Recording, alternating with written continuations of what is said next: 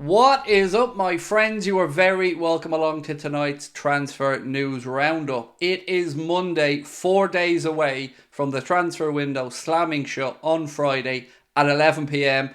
and we need a couple of signings. But we're going to be talking tonight not only about a potential midfield signing, but about a potential departure, at least if Saudi Arabia have their way. And it isn't the one you're thinking of. It isn't Mohamed Salah. So bear with me. I will move on to it in a moment's time. As always, I want to know your thoughts in the comment section. Drop a like on the video. And of course, if you haven't hit that subscribe button, please do. Now, tonight's video is being brought to you with thanks to our amazing sponsors, Oosh, the home of giveaways. Whether it's cars, cash, tech, holidays, or those all-important football club packages, our friends at Oosh have got you covered. They want me to just let you guys know about two particular competitions they have running this week. Both absolute belters. The first one, want to win a trip to see Liverpool versus Everton at Anfield? Well, you can do so for just €13.50 using your Anfield Agenda discount code by scanning that QR code on the screen.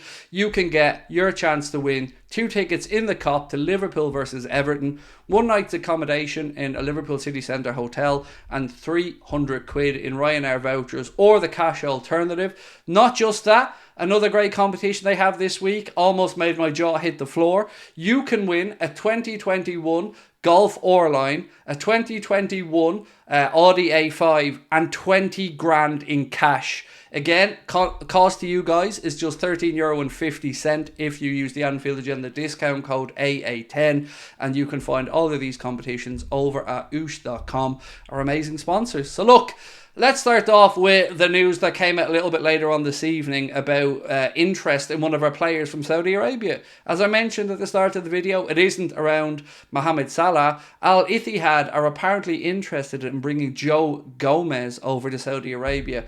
They want a versatile defender, according to Fabrizio Romano, and Joe Gomez is on a list of, well, a short list apparently. Now, I don't know how Liverpool react to this. Fabrizio Romano said that Liverpool are insisting that they're not open to any late outgoings in the window, which is good news because we shouldn't be. But for Joe Gomez, in the bigger picture, in the grand scheme of things, I was always open to an offer to sell Joe Gomez because I don't see Joe Gomez as being somebody that I think will break through to nail down a starting place again in this Liverpool team. He's been around a while. We signed him when he was, I think, 18. He's 26, I believe, at this point.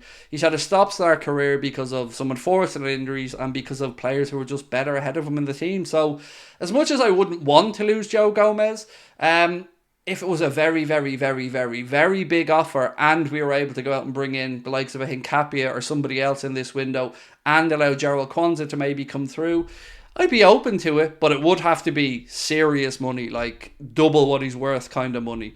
But that's just me. But on the Mohamed Salah stuff, my question again is to all the Saudi people that were telling us about this medical that was taking place in Dubai. What time is that at exactly today, Monday, where he's absolutely not in Dubai, anywhere near a medical?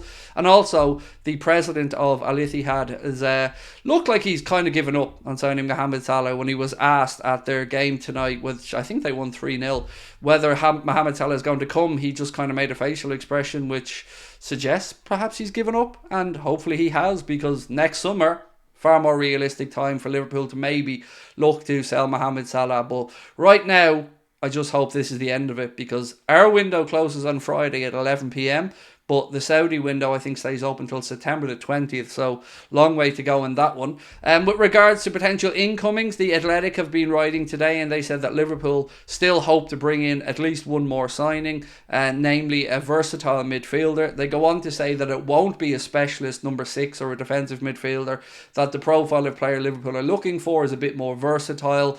And for me, I'd like to see us go full circle and go all the way back to Kefren Thuram. And here's why. Right now, we have a defensive midfielder in Endo. We've got another youngster in Bajcetic that can take up that role. Ahead of him, we've got 2 advanced midfield positions and 4 players capable of playing in them. Elliott, Jones, Szoboszlai, McAllister. I'd like to see Kefren Thuram come in because he's a bruiser. He's tall, he's athletic, he's physical, And I think that's what we're lacking in midfield. We've got a lot of gifted players, a lot of players who are good technically or press resistant.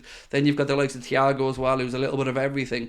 But we don't have that dominant 6 foot plus athletic midfielder that we know Jurgen Klopp likes to have around the club. So if we could go full circle right the way back to the start of this transfer window and bring Kevin Thuram in from Nice, I'd be over the moon with that. Decore is another name that's been mentioned, but again, the later it gets, the more Crystal Palace are going to ask for him, and who can blame them? You know, replacing anybody this late in the window is a difficult job. But it only makes it even more criminal for me that we're in this position. If Liverpool's owners didn't look at that game against Newcastle yesterday and say to themselves, imagine what this team can do with just a little bit more depth. Because we fought back away against St James's Park, or at St James's Park, I should say, yesterday against Newcastle to win 2-1. And the vibe right now is unbelievable. Liverpool fans are over the moon. We've gone from a situation where we potentially only had 4 points from the opening 9 to one where we now have 7, and we've played Chelsea away and Newcastle away. So there's the potential to lay down a marker. If we can get a couple of signings in before Friday, a centre-back and a midfielder, I think the goodwill in the fan base will be through the roof. And I think that positivity will just seep throughout the club and the boys will continue to push on. If we don't get those signings between now and the end of the window, well, our squad depth is going to be laid bare again throughout the season. We've already got a situation where we're playing Aston Villa on Sunday. Virgil van Dijk is at least having a 1-game suspension. Could be more if they feel like he didn't leave the pitch quick enough. And Ibrahima Konate is out injured until after the international break. So we're already threadbare. We're already looking at Jarrell Kwanzaa, Joe Gomez and Joel Matip. And the senior 2 of those have questionable injury records themselves. So I don't get it. I don't understand how the manager can say over and over again that he wants a defender. And we are here now on the 28th of August, 4 days before the window slams shut, with still no defender. It doesn't make any sense. And somebody told me today that Stephen Warnock on one of the Sky shows was basically insinuating, is that the word I'm looking for?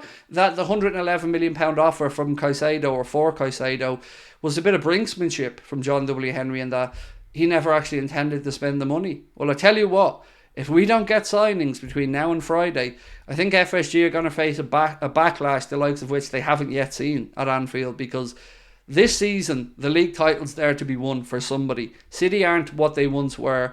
Arsenal are on the same points as us now, and we have a once-in-a-generation manager. These clowns need to pay up. They need to give Jurgen Klopp the money and the tools to go out there and end this window with a bang. 2 signings in the first week of the window. Then it gone really quiet. We lost Fabinho and Henderson. We brought in 1.